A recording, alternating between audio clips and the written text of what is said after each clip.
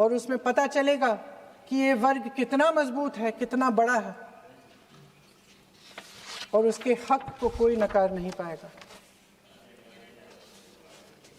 2011 की जनगणना को परिसीमन का आधार बनाकर प्रधानमंत्री जी ओबीसी वर्ग की ये हक छीनना चाहते हैं।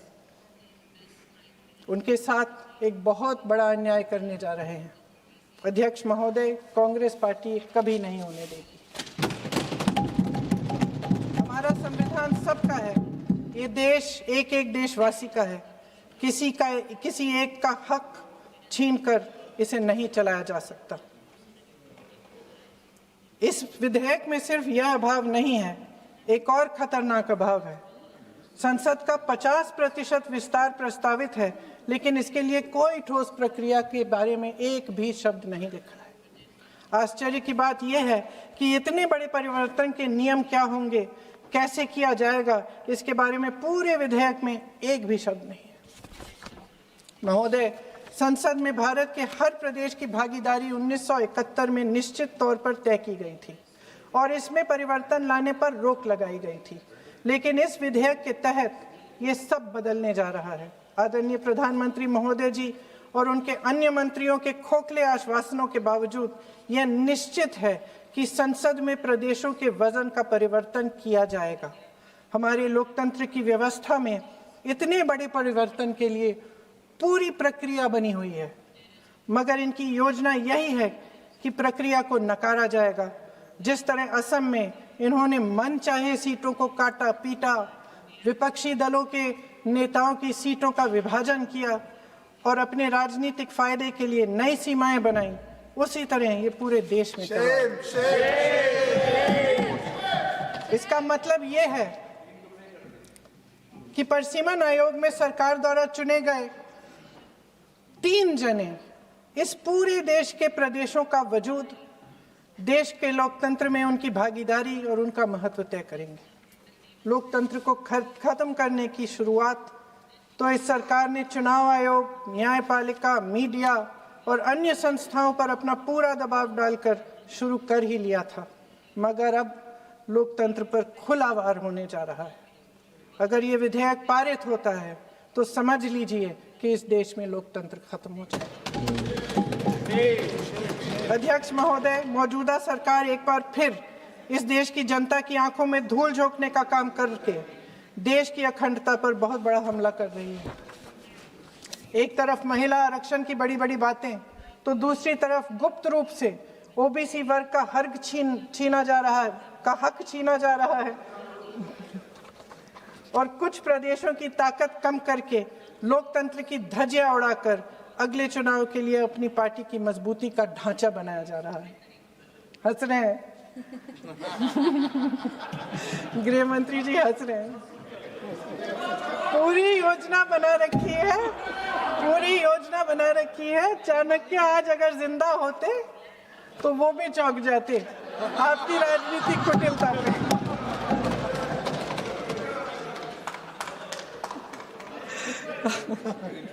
इन्होंने पूरी योजना बना रखी है। हंस रहे हैं, सहमत है मेरी बातों से। अचानक प्रदेशों में चुनाव के दौरान सदन की बैठक बुलाओ, कोई सर्वदलीय बैठक मत बुलाओ।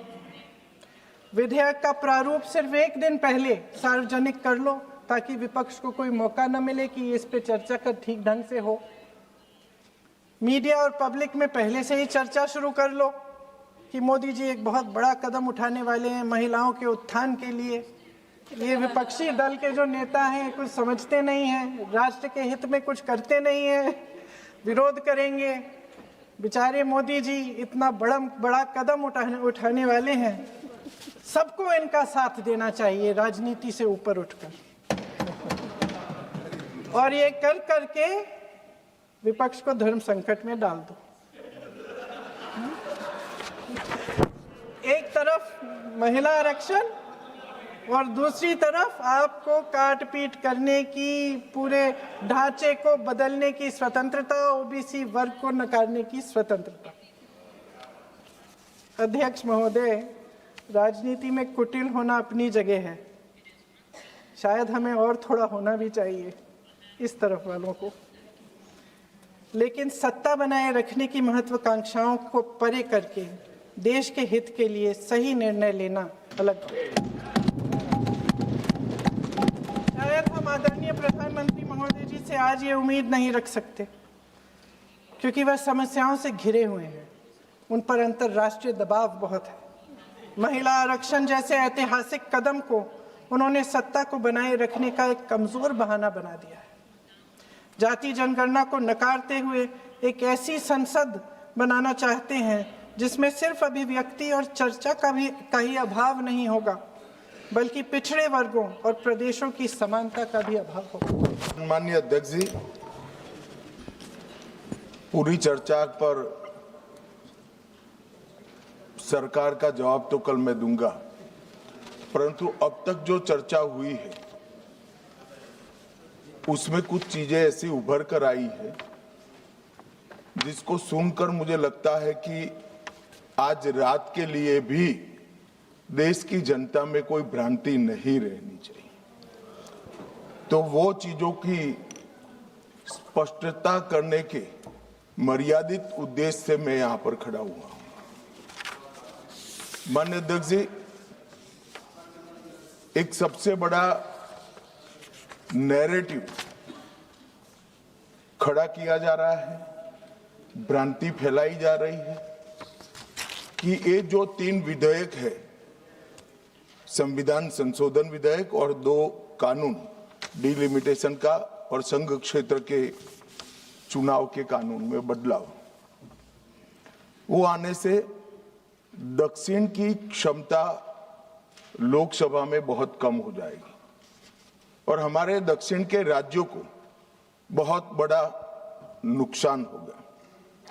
मान्यवर, मैं बिल जो सदन के सामने है, अब सदन की प्रॉपर्टी है, इसका प्रैक्टिकल इंटरप्रिटेशन कर कुछ चीजों को मैं बताना चाहता हूं।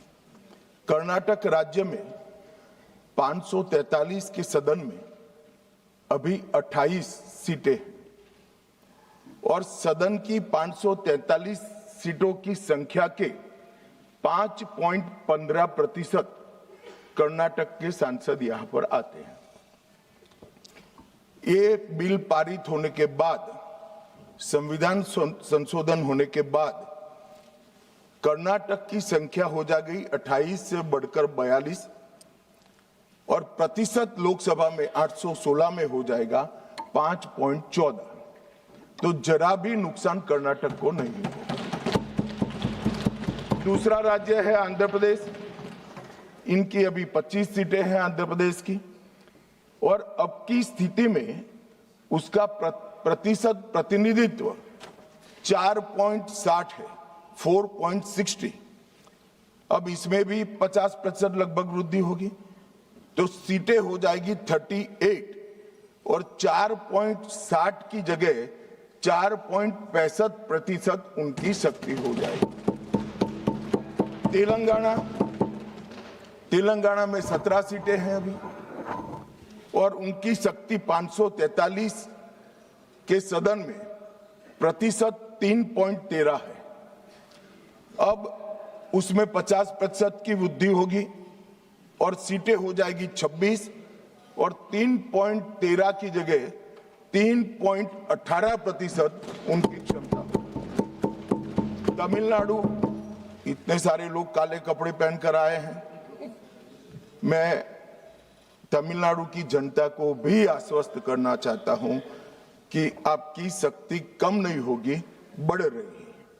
मान्यवर, अभी 39 सांसद तमिलनाडु राज्य से चुनकर यहां आते हैं और 543 के सदन में उसके प्रतिशत है 7.18% और अब 50% वृद्धि के बाद सांसद लगभग हो जाएंगे 59 और इनकी नए सदन में 816 के सदन में प्रतिशत में संख्या हो जाएगी 7.23। मैं फिर से एक बार रिपीट करना चाहता हूं, अभी तमिलनाडु की सदन में प्रतिशत स्ट्रेंथ 7.18% है, वो बढ़कर हो जाएगी 7.23। तो तमिलनाडु को भी कोई नुकसान नहीं। केरला में 20 सांसद हैं, 3.68% इनका स्ट्रेंथ है। 20 की जगह 30 सांसद होंगे और 3.68 की जगह होगा 3.67। अब कुल मिलाकर दक्षिण का जो पूरा नैरेटिव बनाया जाता है उसको अगर हम सोचते हैं तो अभी 543 सीटों में जो आपके द्वारा बनाया गया है उसमें 129 सांसद इस सदन में बैठते हैं। मान्यवर, लगभग 23.76% दक्षिण के सांसदों का यहां शक्ति है। अब 50% वृद्धि होने के बाद 129 की जगह 195 सांसद बैठेंगे और उनकी शक्ति 23.97% मतलब 24% होगी। तो शक्ति बढ़ नहीं रही है, कम नहीं हो रही है, बढ़ रही है। तो कृपया कोई भी एक मिनट मेरा समाप्त तो होने दीजिए, समाप्त तो होने दीजिए। अरे पर समाप्त तो होने दीजिए। अरे पर बीच में कैसे करेंगे आप? मैं अभी बैठ जाइए, उसका भी जवाब देता हूं। आपको जवाब चाहिए ना, देता हूं। मान्यवर, कृपया ये बिल के जो इंटरप्रिटेशन है इसको अधिकृत रूप से बिल को पायलट करने वाले मंत्री के रूप में मैं इस सदन के सामने रख रहा हूं। मैं मेरी जिम्मेदारी समझ रहा हूं। जो भ्रांति फैला रहे हैं वो शायद न समझते हैं, तो उसके लिए मेरा कोई टिप्पणी नहीं है। मान्यवर वेणुगोपाल जी कह रहे हैं कि किसने कहा? मैं अमित शाह भारत का गृह मंत्री कह रहा हूं जो इस बिल को पायलट किया। दूसरी बात, सुनिए ना, बिल में कहां है और कहां से ड्रॉ कर मैं आंकड़े निकालता हूं। मैं कल उनको जब डिटेल जवाब दूंगा तब बता दूंगा, मगर वो सुनने के लिए बैठे वॉकआउट न कर जाए। बाकी मैं डिटेल केजी के बच्चे को समझ में आए इतनी सरलता से इनको मैं समझा दूंगा। उनको धैर्य से सुनना चाहिए। मान्यवर, इन्होंने कहा कि जाति जनगणना नहीं कराना चाहती है सरकार। इसको भी मुझे स्पष्ट कर देना चाहिए। सरकार की कैबिनेट ने नरेंद्र मोदी जी के नेतृत्व में जाति जनगणना करने का निर्णय कर लिया है। अगली जनगणना जाति जनगणना होने वाली। एक भ्रांति फैलाई जा रही है कि अभी जो प्रश्न पूछे जा रहे हैं उसमें जाति का जिक्र नहीं है। मान्यवर, जनगणना जिनका डिटेल अभ्यास है उनको मालूम होगा, जनगणना 2 हिस्सों में होती है। पहले सभी मकानों को इंगित किया जाता है और उसके बाद में जो बिल्डिंग्स होते हैं इसके अंदर रहने वाले बंदों को इंगित किया जाता है। तो बिल्डिंग की अभी तक कोई जाति की व्यवस्था हुई नहीं है, होगी तब इसको भी गिन लेंगे। अभी तक बिल्डिंग की कोई जाति व्यवस्था नहीं है। मान्यवर, जब व्यक्तियों की जाति गिनी जाएगी तब जाति जनगणना का सवाल आएगा। ये भी मैं आज पूरी तरह से स्पष्ट कर देना चाहता हूं। मान्यवर, उन्होंने कहा कि 850 का आंकड़ा कहां से आया, ये मैं समझाता हूं। 850 का जो आंकड़ा है मान्यवर, वो इस तरह से बना है कि काल्पनिक रूप से सोच ले कि 100 सीटें हैं। अगर 33% माताओं को, मातृशक्ति को आरक्षण देना है तो उसमें 50% बढ़ाते हैं तो सीटें होती है 150, और 150 जब होती है इसका 33% करते हैं तो 100 सीटें ऑटोमेटिकली हो जाती हैं। जो 543 सदस्य बैठे हैं इसमें 50% वृद्धि होगी।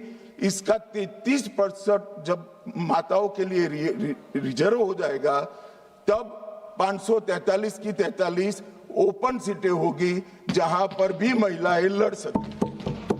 तो ये 50% इस तरह से आया है और 850 है वो राउंड ऑफ फिगर है, 816 एग्जैक्ट संख्या होगी।